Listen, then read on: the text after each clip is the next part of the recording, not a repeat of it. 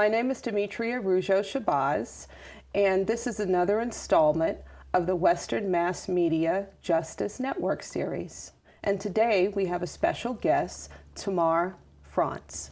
Hello, Temar. Hi, Demetria. How are you? I'm doing great, and Fantastic. I'm doing great because I'm so happy to have you on our show. It's a pleasure to be here. I'm so excited to be here. I love your work. Thank you. And so this is what we're going to talk about today. And I'm just so excited to introduce your work probably to the larger five-college area and now to the world. Hey, I'm for that. All about that. Yeah. Yes. So you're a recent graduate of Smith College and Yes. an Ada Comstock Scholar in I Africana am. Studies. Yes. Temar, your work focuses on the representation of Black women and their cultural production. And you were awarded the Kahn Fellowship for 2017 and 2018, and the work focused on war. You're also a video artist and a photographer, and your work explores race, gender, and sexuality, very much like what I do within the five colleges. Your recent filmic project, Analog Erotic, for instance, is a curated visual essay on the erotic representation of Black women in print publications of the mid-20th century to the present. Really interesting work. You're also an active podcaster, co-hosting both Marginalia and Rap Scholars, both available on iTunes, so hopefully our viewers can check that out. You're also a self-described magician, which we have to get into that. I can't figure that out. But first, can we begin with your most recent photography exhibit at Smith College entitled In Living Color? I looked at it, and the images seem to emerge from dark to light. You know, what's the work in Living Color telling us, perhaps, and what did you want the work to say? Yeah. In Living Color started as an opportunity to play with the idea of doing like a Humans of New York series. I don't know if you're familiar with that. So just a very mundane portrait series where people would tell a story about their life. And what it turned into was an opportunity to work with my friends and to work with people I really respected and to essentially tell a story of people of color at Smith specifically and the everydayness of their life. And I wanted to use the word living specifically because I didn't want it to be a project that had any elements of social justice attached to it necessarily. I wanted it to be a project that just showed that there are people on this campus who look different from the typical demographic, who are just trying to live and who are just trying to exist in this space. So what I ended up doing was having people respond to their photos. I asked them an initial question, how do you live? And after a few weeks of them thinking about that, I asked them to respond to their image. And it was really, honestly, overwhelmingly emotional to see some people's responses, and it became something larger than I thought it was going to be. So conceptually, it started as just an interview project, and it ended up being really more a project about intimacy and the interiority of people's lives. So was it just students, or were there faculty, staff that were involved in this, or? There was I definitely photographed students, current students, some graduates, a recent graduate. My co-host actually of Marginalia, Orlin Rosario, was featured as well. And there were plenty of faculty behind the scenes helping me. So I want to mention that, but it was all students. So what were some of the compelling stories? Because the photographs are just beautifully rendered. Thank you. And as I said, they really look like they're emerging from kind of this dark background, the shadows, into the light, which is just, stunning. So what were some of the stories of Smith students of color that, what were their responses like? Yeah, there was some response. There was one response in particular that I like to highlight about a friend of mine who right now is going through a gender transition. So it was, at the time I took their photograph, they were presenting very femme. They were presenting in a way that they felt they should present in order to be on that campus and be comfortable. And by the time the exhibition went up in April, they looked like a completely new person. They had really found themselves and rethought their entire image. And that was one of the more compelling stories. And I can't recall their exact words that I put up in the exhibition, but it was something to the effect of, this performance will soon end. And I thought that was so compelling and powerful, right? That even a snapshot does not give you the full picture. And that was really the purpose of the show, to show people that you cannot know a person's life merely based on an identity or what they represent as their identity. There's always something more. So the concept too of having people emerge from darkness really is so that people felt also, so that the viewer would feel compelled to move closer, right? So that was what I was hoping I achieved in that effect. It's stunning. Thank because you. when you think about, let alone someone transitioning, but you take a photo from 1 week to the next, we all change, and having people respond to it. Were the responses through text, or was it videotaped? Or? Through email, actually. Email, yeah, really? people just emailed me. I wanted to keep it very easy and simple. People were very stressed out because we took the photos during finals. Oh. So it was amazing that I even had that many participants, honestly. But I had people respond to their images and through email, and some people actually took the time to put it in a Word document, but I just wanted people to just give me their immediate reactions and not deliberate too long. So it's beautifully done work. Thank you. And I hope maybe it can tour or be shown someplace else within the 5 colleges as well. Definitely, that is the goal. I actually had the support and funding of the Smith College Black Students Alliance and My Sister's Keeper, which is an organization that is an e-board of BSA, and they focus on reproductive justice. So we also had an element to this where we wanted to focus on people's health. So that's another part of the living, the title. How are you being well? Who is caring for you here? So yeah, I would love for it to tour. I think that would be the goal, to have it move around and for people to see that this is something they can also reproduce at their own campus. It's lovely. Thank you.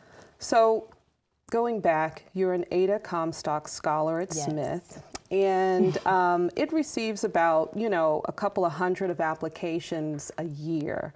Only 30 are selected, so you're one of the few, enabling non-traditional college-age women to complete a bachelor's degree. What brought you back to school and to Smith College? What brought me back to school, I like to tell the story that it was simply to get the job that I wanted. I wanted to be an administrative assistant, and I thought the only route to do that was to have a bachelor's degree. At that point, about 5 years ago, degree inflation had really come to such a point where you could not get a job with just a high school diploma anymore.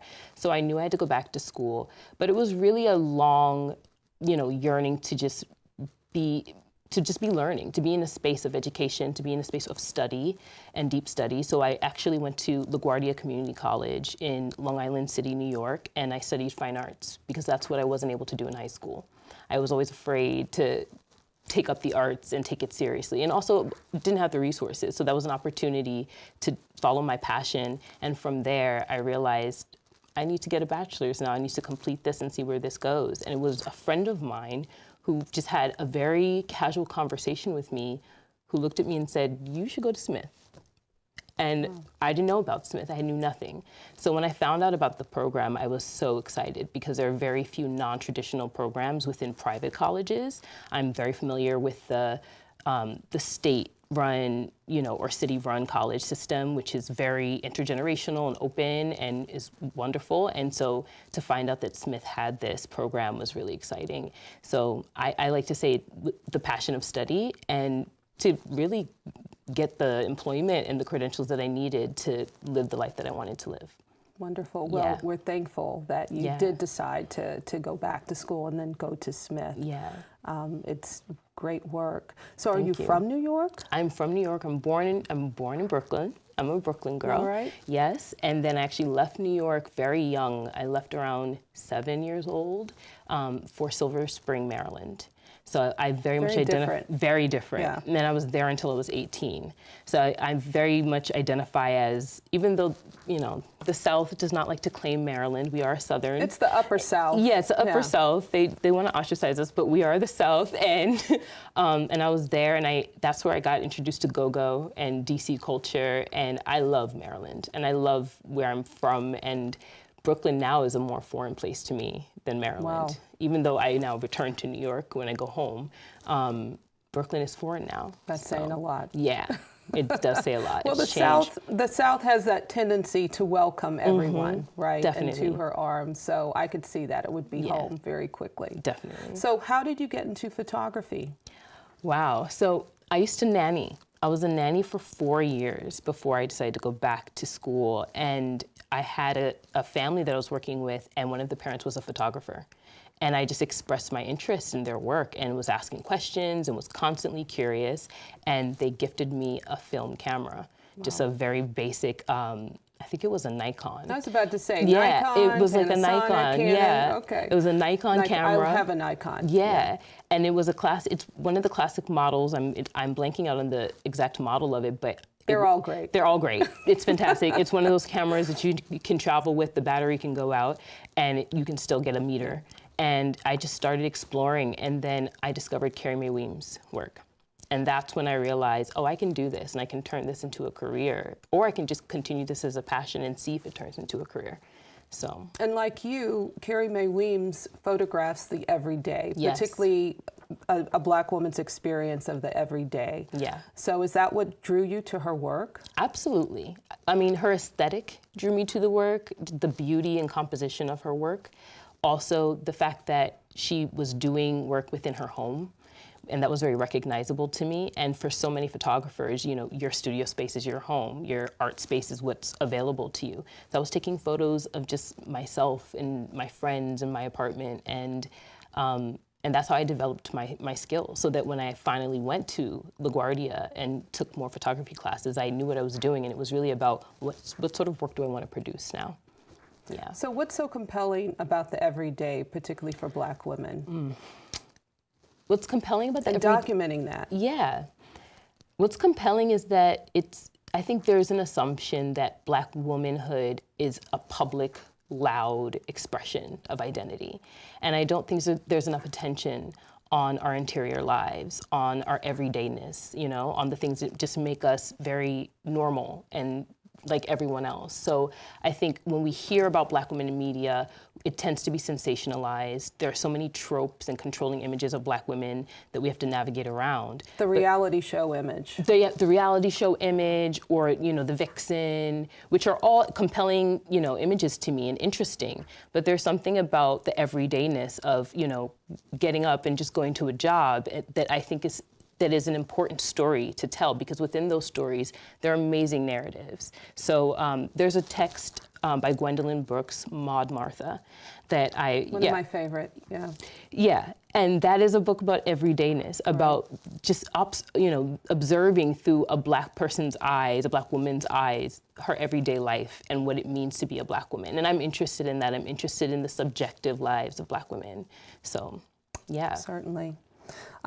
So tell me about Black women and the history of erotic representation that your project, Analog Erotic, explores. Where do I begin? Right, exactly, because there's so much in there. It's very rich, though. It's very rich. And I want to start with New York City, because it was looking at these magazines, it was looking honestly at these more scandalous, you know, controversial magazines. So the King magazines, the Smooth magazines. And for viewers who aren't familiar with what that is, these are men's kind of...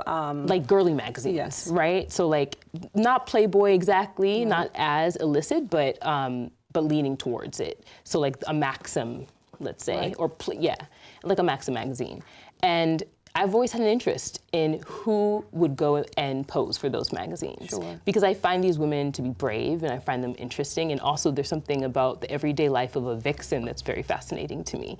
So it really was moving towards something that scared me, right? So I tend to want to explore that which is controversial, or that which is marginalized, and there was something about those stories of those women that was interesting to me. We've always heard so many narratives about the video vixen, Corrine Steffens, you know, her confessions, and they tend to center the experience of working with the rapper, or what it was like to work with the rapper. But what is it like to be a woman who poses on the cover of King magazine, or on the cover of Straight Stunt, and or that be your labor, and that be your labor, and that be your work. And I learned so much about that. So what ended up happening was my co-host of the Marginalia podcast, Orlin Rosario, after just a conversation I had with her. I'm like, I want to do something around, men's print magazines and erotic labor. And she was like, I posed in Straight Stuntin'. Actually posed in 2008. Actually, I posed twice. And my jaw dropped, and she said, I actually have an archive of these. I would collect these magazines. And she's a Smith student. And she's a Smith student, yeah. She'll be walking with, yeah. So I was very excited to learn that, and to learn that there are these women, and who knows where they are now. So in the visual essay, I talk about what these women were doing as far as the actual performance of Black erotica and Black women's erotic labor, and I want to continue to look at those images and see what sort of work that they're doing that differentiates them from, say, models that pose in Playboy, because these are very marginalized for the Black audience magazines. And then also the history, to know that this wasn't something that was just unique to the 90s and the 2000s where the vixens started coming out, but that there's a whole history of Black women using erotica, using their erotic labor, actually using ideas that have come from slavery about Black women's sexuality to create lives for themselves, to create an income for themselves. So that's where it started. So there's different levels within that. I looked at the work. It's really interesting from a kind of media scholar point of view, because you're looking at mid 20th century, a little after World War II. Yeah.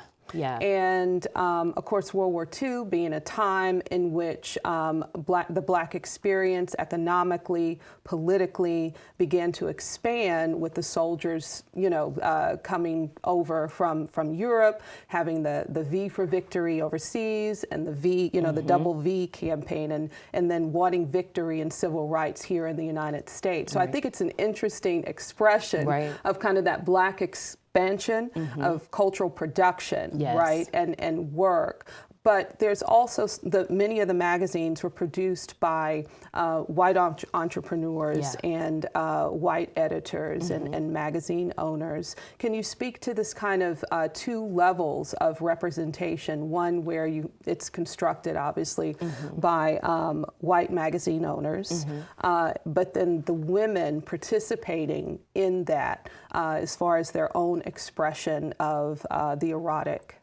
Yeah, I think I was shocked to find out that so many of these publications were owned by white publishers. That was, I think, the big wow moment during my research around this. So, for instance, Good Publishing, which put out Bronze Thrills, and I talk about this in the film, and Hep magazine. And I found out that Good Publishing actually was specifically targeting these markets because they wanted to put out books that sort of romanticize an illicitness about Black people and about Black communities. And that was another aha moment, that there were actually books being produced and written by white men about Black women's lives, right? And it was all interconnected. So I think that layer of it, obviously, there's a whole history of exploitating and mining, the Black body and Black labor for profit, and that's the history of America. But that aside, because it's very easy to focus on that and to think of this as just an exploitation, and there were women who were using this as a way to mobilize their own sexuality and power within these markets. And I like to think that that is a very insurgent practice, to take something that is inherently meant to exploit your labor. For instance, Straight Stuntin' is not a magazine where many of the models are paid to actually be in there, but it's an opportunity for them to gain some sort of visibility. So I think that's the case for a lot of these posers and a lot of these people. They were not necessarily paid, but it was an opportunity for them to create a platform for themselves. So it's really interesting because it pushes this notion, or challenges the notion, of Black female respectability, which, again, more so during the Great Migration, you had a lot of Black women who did feel exploited in terms of their labor, their bodies. We can go all the way back to slavery.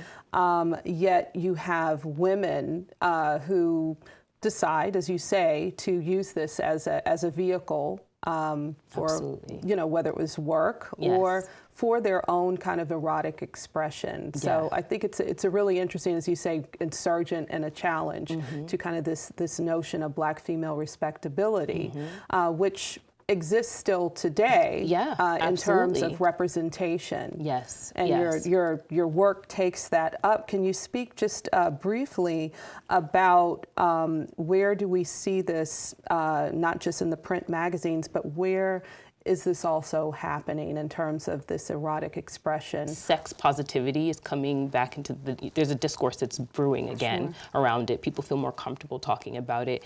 And I was really inspired by some of the productions I've seen recently, but also disappointed that there was a lack of representation of Black women. Such as, when you say production, such as? Vice has a show called Slut Ever, right? Which explores, you know, people's sexuality and erotic labor, as well as just like the kink communities.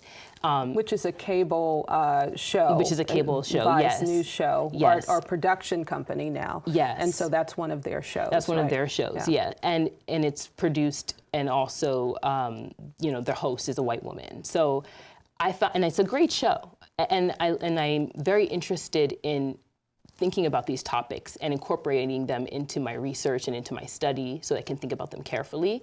But there's also nothing out there similar for people of color and Black women specifically, because I think it's taboo, and I think people are still scared to see Black women step out of respectability and into that realm, because there's always this discourse about, you know, well, this is going to be a poor reflection on our community. I think of Issa Rae's Insecure, and you know, the second season talked about, I think it was her hotation, you know, identity that she was embracing and wanting to be kind of sexually free to choose. It's my hotation. I'll make the rules. Get in my lineup. Girl, that's the whole spirit. And so we have that representation.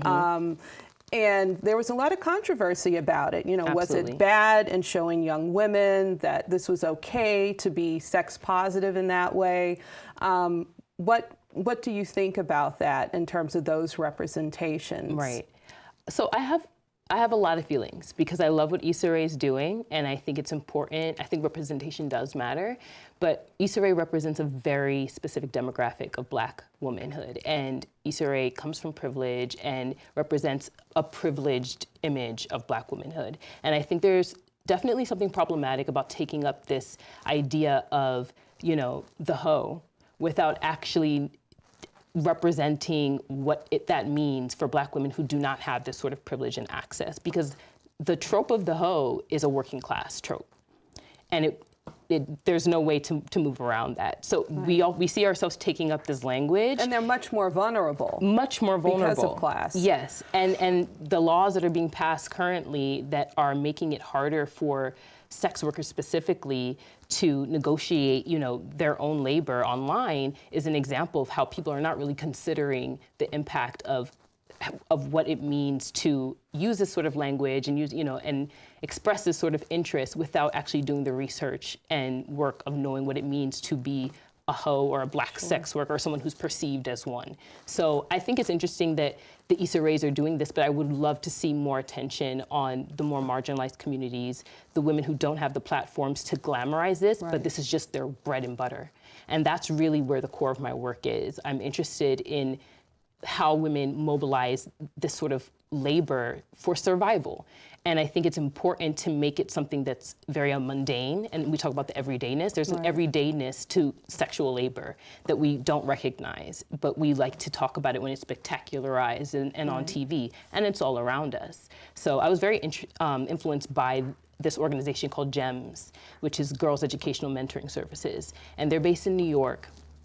And their founder, Rachel Lloyd, was a sex worker. She was actually trafficked. I should not call her a sex worker, excuse me. She was sexually exploited as a teenager. And she helps teens who are sexually exploited. And those are the women, those are the girls that I want to see have more attention. Because and more agency. And more agency, absolutely.